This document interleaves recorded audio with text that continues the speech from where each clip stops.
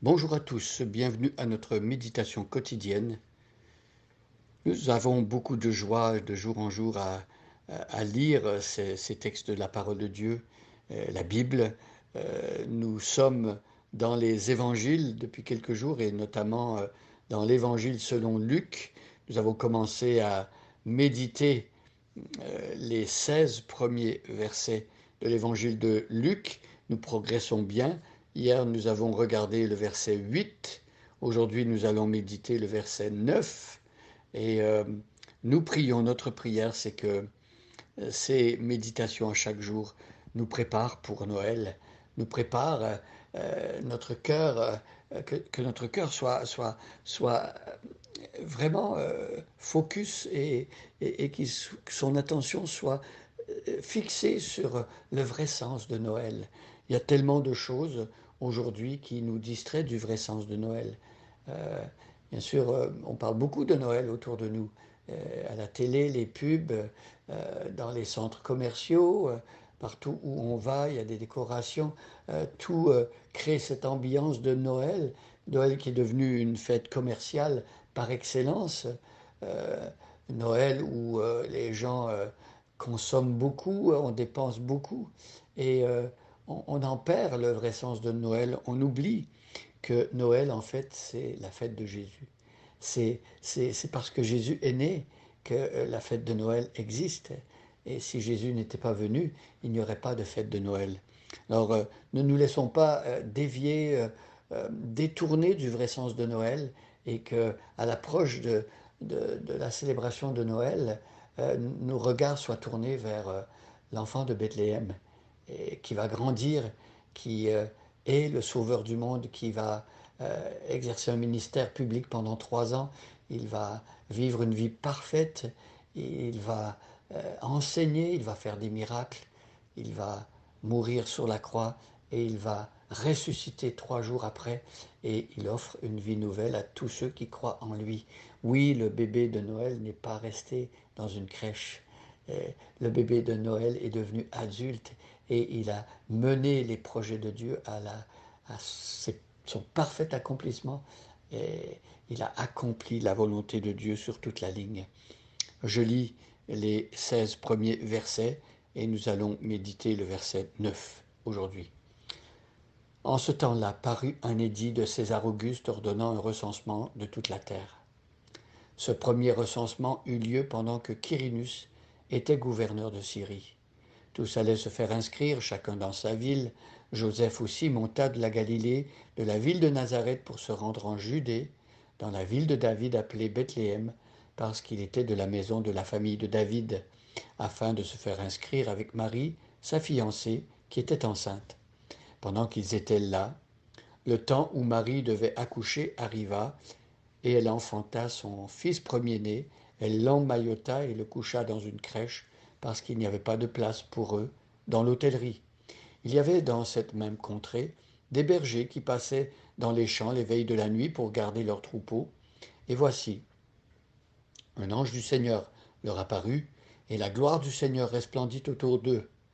Ils furent saisis d'une grande frayeur, mais l'ange leur dit, ne craignez point, car je vous annonce une bonne nouvelle, qui sera pour tout le peuple sujet d'une grande joie. C'est qu'aujourd'hui, dans la ville de David, il vous est né un sauveur qui est le Christ, le Seigneur. Et voici à quel signe vous le reconnaîtrez. Vous trouverez un enfant emmailloté couché dans une crèche. Et soudain, il se joignit à l'ange une multitude de l'armée céleste, louant Dieu et disant, gloire à Dieu dans les lieux très hauts, et paix sur la terre parmi les hommes qui l'agréent. Lorsque les anges les eurent quittés pour retourner au ciel, les bergers se dirent les uns aux autres, allons jusqu'à Bethléem et voyons ce qui est arrivé, ce que le Seigneur nous a fait connaître. Ils y allèrent en hâte, et ils trouvèrent Marie et Joseph et le petit enfant couché dans la crèche. Après l'avoir vu, ils racontèrent ce qui leur avait été dit au sujet de ce petit enfant. Et je m'arrête ici. Voilà que hier nous avions vu que pendant que Dieu amenait sur la terre euh, par la naissance miraculeuse de Jésus dans le sein de Marie, pendant ces moments-là, il y avait des bergers qui faisaient leur travail quotidien des bergers qui avaient l'habitude de passer la nuit dans les champs. Et ils s'occupaient de leurs brebis. Euh, les bergers étaient très très bas dans l'échelle sociale. C'étaient des personnes souvent méprisées, pas très riches. Et pourtant, c'est à eux que Dieu permet que euh, les anges apparaissent pour leur dire où est né Jésus. Imaginez un instant ce que cela devait représenter pour eux. Euh, on va lire le verset 9. Voici un ange du Seigneur leur apparut, et la gloire du Seigneur resplendit autour d'eux. Ils furent saisis d'une grande frayeur. Un ange du Seigneur. Que sont les anges? Ce sont des messagers de Dieu. Ce sont des serviteurs de Dieu qui exercent un ministère envers le peuple de Dieu, envers les hommes que Dieu a choisis et que Dieu sauve.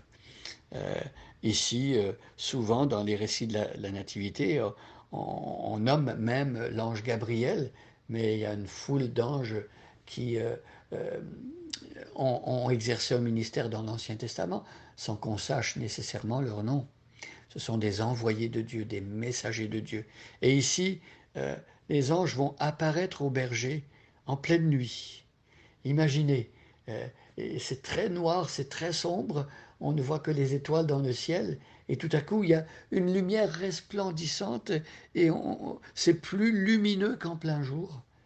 Et là, les anges, certainement qu'ils ils se demandent, mais qu'est-ce qui se passe? Ils n'ont jamais vécu ce genre d'expérience. Il ne faut pas penser que lorsqu'il y a du surnaturel ou des miracles dans la Bible, que les gens sont habitués, que les gens voient ça tous les jours. C'était quand même exceptionnel. Et surtout là, pour annoncer la naissance unique de Jésus-Christ, Dieu envoie ses anges. En tout cas, il y en a un au départ et ensuite on verra qu'il y en aura une multitude. Mais pour l'instant, c'est un ange du Seigneur qui apparaît au berger, ces bergers qui sont méprisés, et la gloire de Dieu resplendit autour d'eux. La Shekinah, la gloire de l'Éternel qui remplissait la tente d'assignation où Moïse parlait à Dieu face à face. La gloire de Dieu qui s'est manifestée dans le temple lorsque Ésaïe est entré et qu'il a vu les anges, la présence de Dieu, Saint, Saint, Saint est le Seigneur. Les cieux et la terre sont remplis de sa gloire. Et ici, cette gloire apparaît dans les champs près de là où Jésus naît, à Bethléem. Et quelle est la réaction des bergers lorsqu'ils voient un ange? Alors, on pourrait s'imaginer, penser que le surnaturel comme ça, c'est tellement exceptionnel que voilà, les anges vont aller chercher leurs copains, ils vont dire venez voir. Et non, en réalité, on voit que lorsqu'il y a une manifestation du surnaturel, lorsque le monde de Dieu ou l'entourage de Dieu, l'environnement de Dieu fait incursion dans notre vie de tous les jours, eh ben, les êtres humains sont pris de frayeur. Pourquoi? Parce qu'on est mortel, parce qu'on est petit face au surnaturel, et parce qu'aussi on est des pécheurs. Donc, quand on est mis en contact avec le monde de Dieu, on est effrayé.